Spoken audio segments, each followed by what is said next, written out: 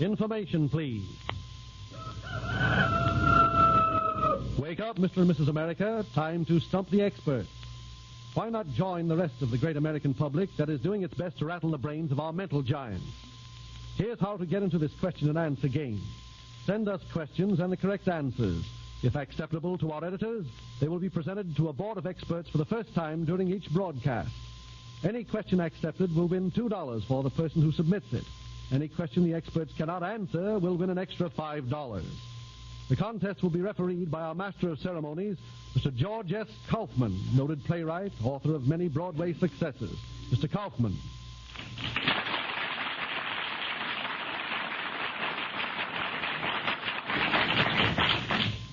Good evening. I'd like to say first that I feel just as bad as you possibly can about the absence of Mr. Clifton Fadiman this evening. Your consolation is, however, that he'll be back on the program next Tuesday in, I'm sure, his customary amusing form. Meanwhile, this evening, I will do the best I can, which is probably what you're afraid of. And now I'd like to introduce the four experts who will try to answer your questions. Three of them already well known to you through previous appearances. In the first cage, Mr. Franklin T. Adams, columnist of the New York Evening Post.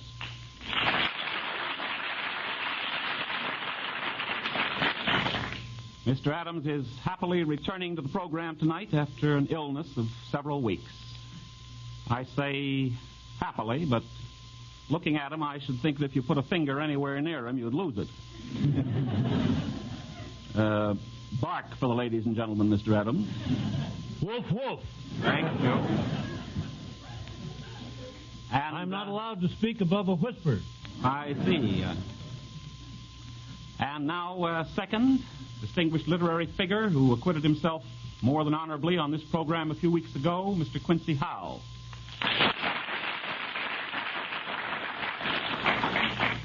Mr. Howe is an expert on international politics.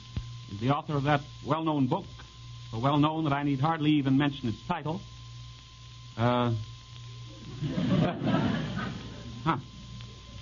Well, you can get it at any bookstore. Just ask for it by name. And now, Mr. John Kieran, the old wheel horse of the program. Mr. Kieran, as you know, is sporting editor of the New York Times. And, yes, you are, Mr. Kieran. Don't pretend to be surprised. And in his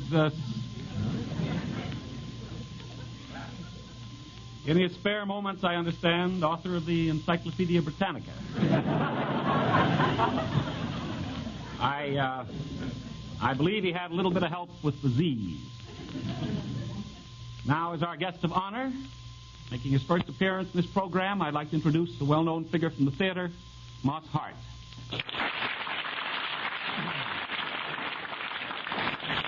Mr. Hart is a playwright, and if he won't mind my saying so in public, a darn good one.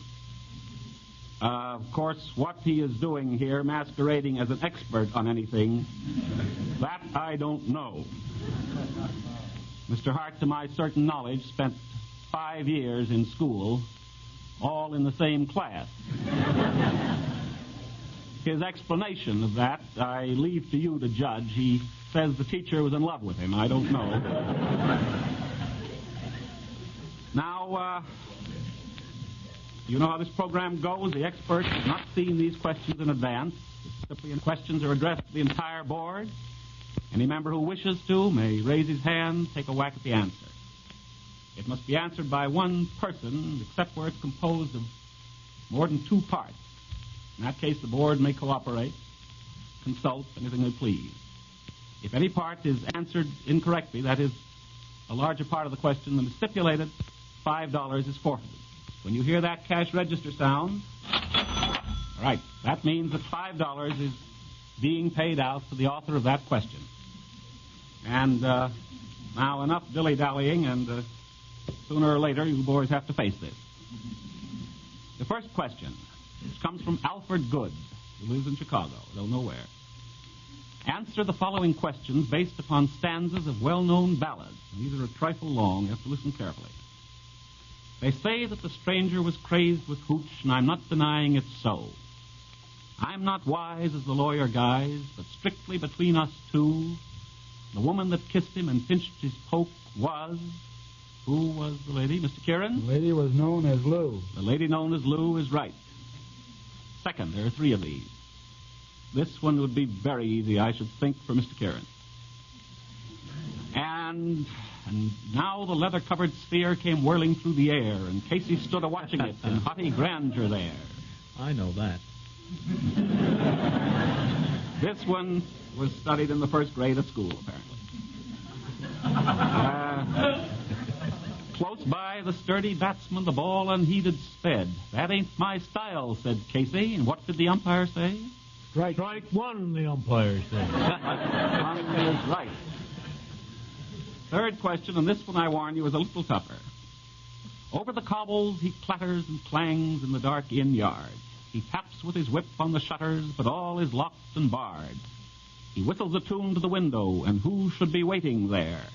Who was waiting? Mr. Kieran? But Bess, the landlord's daughter, was something about dark hair. Correct. Only...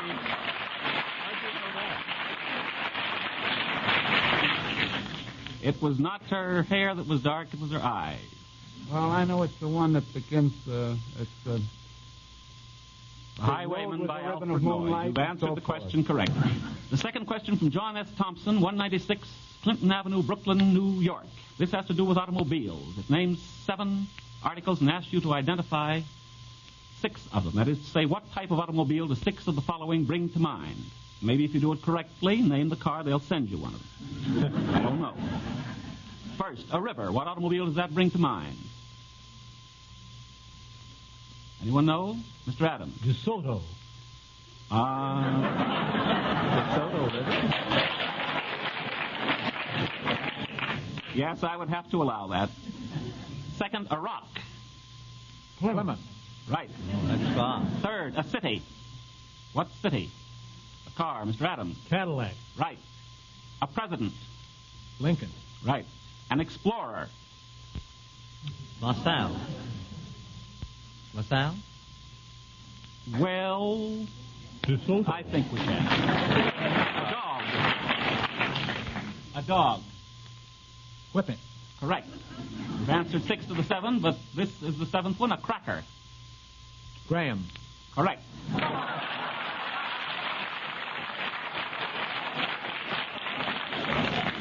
This question from Dorothy G. Bennett, 2304 First Street, Washington. Name the authors of 4 of the following quotations. There are 5 in all. It was Greek to me. Anyone know? It was Greek to me. Shakespeare. Correct, but I wonder if it's a guess. However, it's right. Give the devil his due. Give the devil his due. Somebody must have written it. These things don't just spring up. Did we write that? I don't think so. I should say he was a little better known. Shakespeare. Correct. You know, Shakespeare is wonderful on these quizzes. Shakespeare and Patrick Henry used to get together and write just about everything. Third, within a stone's throw. This one is a little tougher. Shakespeare won't do for this. I'll tip you off in advance. The Bible. Patrick Henry. No. No, I'm afraid you've missed on that one. You made 2. One was a definite answer, I think, Mr. Adams. Fourth, love is blind. Love is blind. It's a very simple little quotation. 3 words. 3 words, and it was not, well, I don't think I should say, start to name who it's not, or you'd get it. If I named everyone that didn't write it, that would... Love is blind. I wonder if someone is going to get $5 if you miss up on this one. Miss Dorothy G. Bennett, somewhere on the air, is waiting. Got that money pretty well spent. I think you miss on that one. Would be a guess, $5 to Miss Dorothy G. Bennett. And the answer you will be humiliated to know, Shakespeare.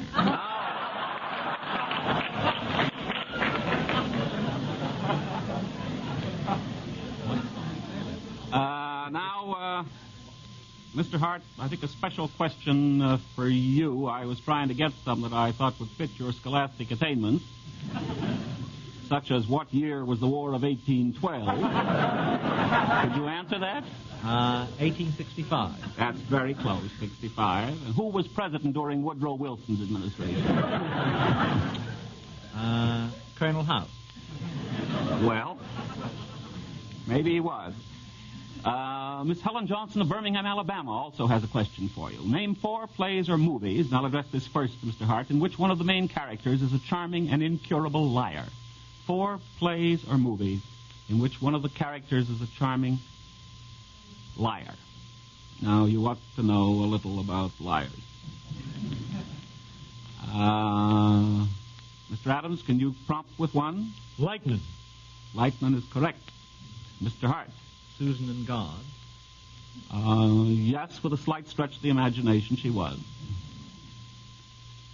That's 2. Miss Kieran? Any play that Bill Fields was in. I'd have to give you right on that, I think. That's 3. It only takes one more, and there's quite a number here. You mustn't miss on this, because you've come too close William to it. Collier was the star in it. Nothing but the truth. That's it. Yes, it was really the reverse of lying, but I believe early in the play he was quite a liar, so it's answered correctly. This question is from John Ball, 1731 East Washington. East Washington what? I don't know. Newcastle, PA. Oh, this is a little dandy. A man was sued for divorce on the grounds that he was a libro-cubicularist. A what? A libro-cubicularist. Will you explain the nature of this charge? The word is spelled, I think I'd have to go in this a little bit, L-I-B-R-U, which may start to give a hint, C-U-B-I-C-U-L-A-R-I-S-T. I think it's fair to say that it was a created word. I don't think Sounds as you though agree he with was that. charged with being a bookworm. I think that you've answered it correctly. It's close enough, I believe.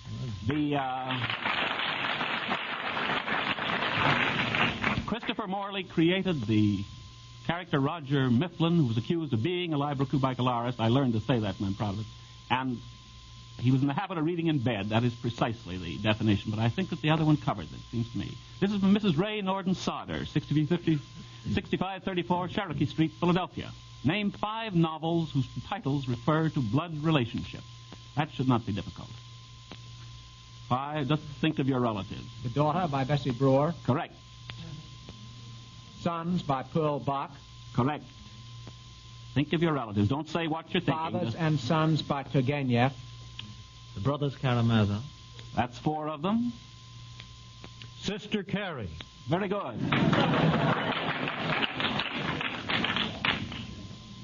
We have combined now questions submitted by 2 people because both of them relate to the Great War. Questions submitted by Albert Pasmani of East Cleveland, Ohio, Fred Green of Richmond Hill, New York. But those boys never thought they were going to collaborate on anything. Name one of the 2 surviving rulers whose countries were engaged in the World War. There are 3 parts to this question. One of the 2 surviving rulers whose countries were engaged in the World War. They were the rulers of the countries then. Yes, Mr. Howe? King Victor Emmanuel II of Italy. Right. And the former Kaiser of Germany. Yes, it does not say that they should still be the governing powers of their country, so you're correct. Second, name any surviving members of the Big Four at the Versailles Conference in 1919. Lloyd George. Right. Name the only surviving high commanding general of the Allied staff of which Marshal Foch was the supreme commander. The only surviving high commanding general of the Allied staff of which Foch was the supreme commander. Now, you've already...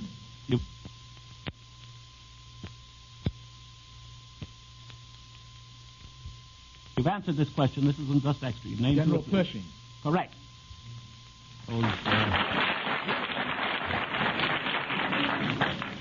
Those boys do not get five. This is from Edward Hirschfield, 164 West 79th Street, New York. Identify the following well-known actresses. There are four of them. I think you have to get them all on this one. What actress bold with tousled hair kept insisting, I don't care? Eva Tangler. Correct. Second, or whom did press in public rave? She couldn't make her eyes behave. Anna Hell. Right. The third one's harder.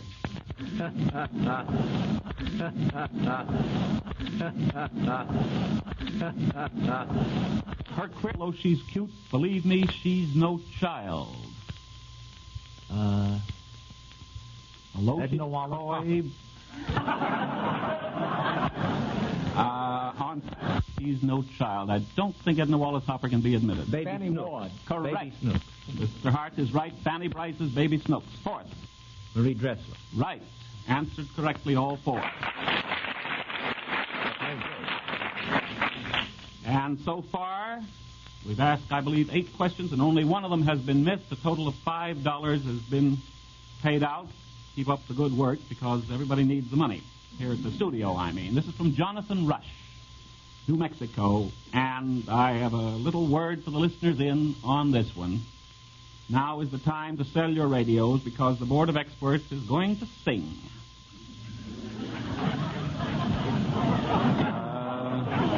What? If you can convert them into ice boxes or anything.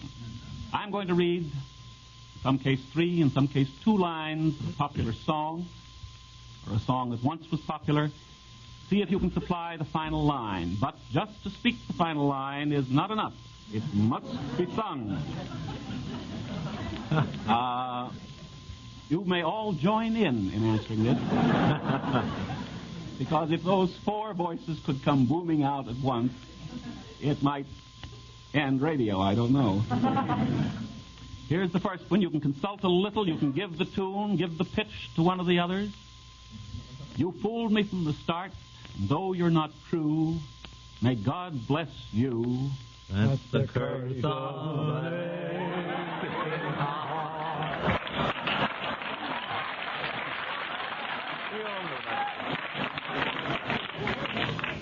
Well, it's pretty good, although that musical comedy appearance will be delayed for a few days.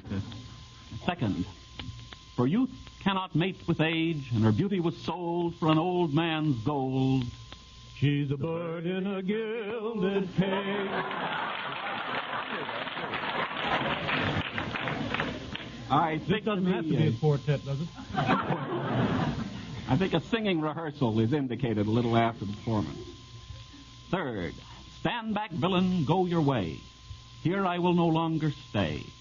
Although you were a marquis or an earl, you may tempt the upper classes with your villainous demi-tasses.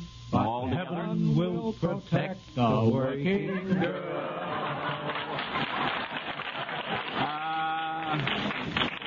Very good, because I think you not only answered the question, but composed 3 new melodies in the course of doing it. This is from Winifred Branley, 1012 North Roxbury Drive, Beverly Hills, California. What, no more Listen singing? out there. The phone calls haven't started to come in. I don't know. There are 5 parts to this. Some of them look a little tough to me. You have to get 4 of them right. That means that you can consult on this.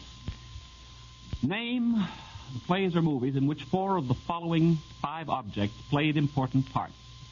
First, a roll-top desk. In what play or movie was a roll-top desk highly important? A roll-top desk. You want to pass it for a second and go on to another one? I'll come back to a roll-top desk. Although I warn you, they don't get easier. They get a little tougher. Second, an apple barrel. An apple barrel. I think Winifred Branley is going to have a new hat. Yes, Mr. Kieran. Treasure Island. Very good. I didn't see the picture. I read the book. Well, that is not the modern method.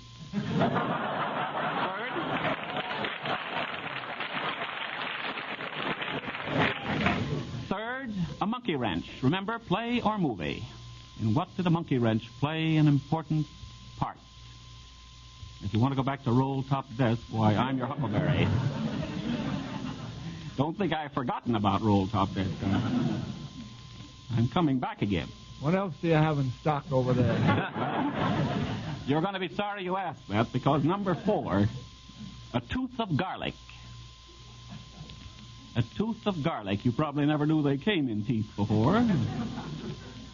But a tooth of garlic, unless it's a misprint, is what it says here. A tooth of garlic. Looks like good news for Miss Branley of Beverly Hills, California. And 5th, pants.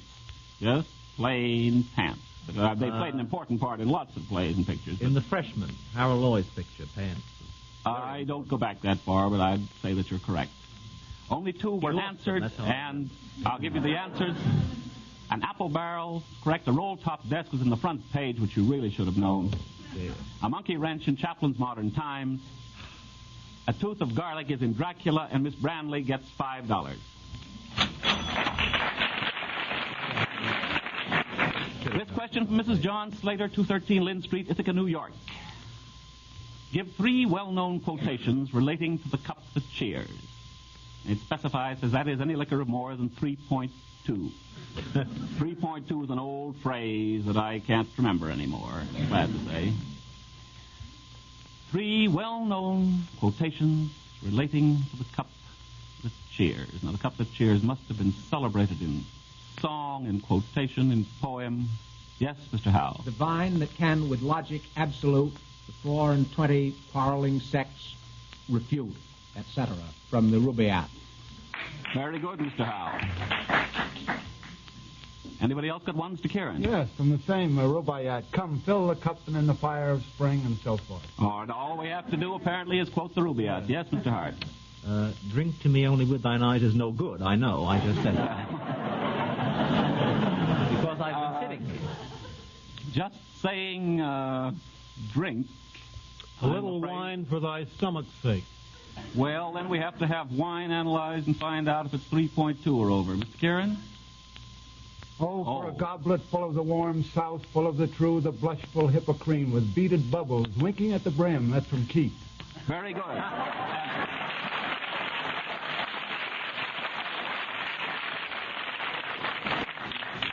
This question from Harry Feldman, 10 Saratoga Avenue, Brooklyn. Identify 4 of the 5 following. First, a newspaper columnist who has written boys' books. That wouldn't be you, Mr. Adams, I take it? Yes. Hugh Johnson. Correct. Second, a Civil War general who wrote novels. Lew Wallace. Right. Third, an American philosopher who has written a best-selling novel. George Santayana. Correct. Fourth, an American president who became a columnist. Calvin Coolidge. So he did. That is 4 of the 5, but the last one being particularly interesting, I'd like to go ahead and ask it anyhow. A president of the United States who was a football coach. Yes, Mr. Kieran. Woodrow Wilson. So he was. Do you happen to know when and where? Well, I don't think it was at Princeton. It was No, it wasn't. It was at Wesleyan in 1889. Very good. They answered all 5. This question from Charles Goldberg, 14 Fifth Avenue, New York. And you must get 3 of the 4. This involves a little bit of music that you'll be glad to know, and others will be glad to know that you boys do not have to sing. They'll be played on the piano, and you are to identify the plays, name the plays in which these songs were sung. Someday I'll Find You. Yes, Mr. Hart. Private Lives. Correct. Second, Madrigal in May.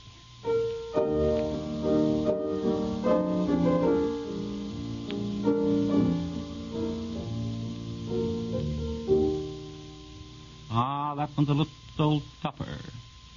Before my time, that. Before my time. That covers a great many plays, but I'll pass on to the third one, but think over Madrigal in May meanwhile. The third one, Chinese Lullaby. Yes, Mr. Hart. East is west. East is west is right. Now, if you can get one of the two remaining ones, either Madrigal in May or the one that's now going to be played, which is No More at Evening.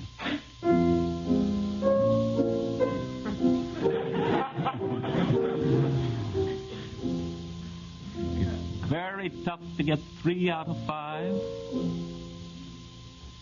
Madrigal in May, No More at Evening.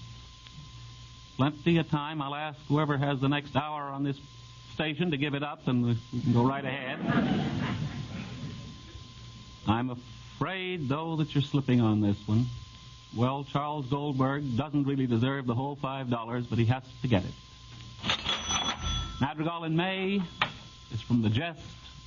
No More at Evening is from Redemption.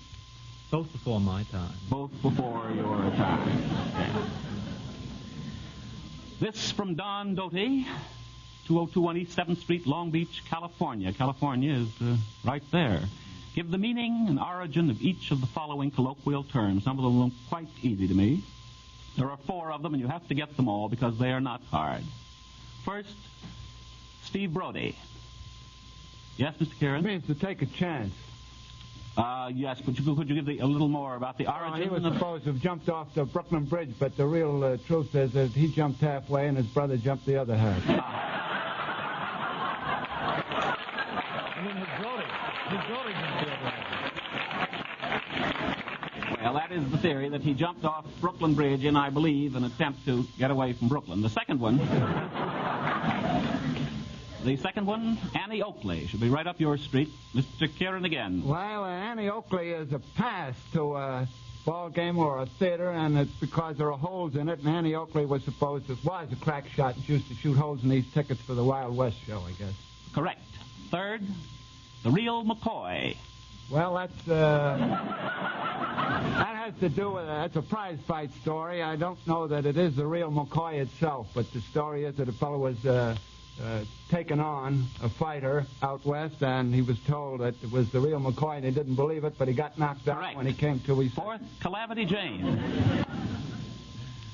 Calamity Jane? Calamity Jane. Well, in sports, it means Bobby Jones's putter, and that was Calamity Jane to anybody who played against him.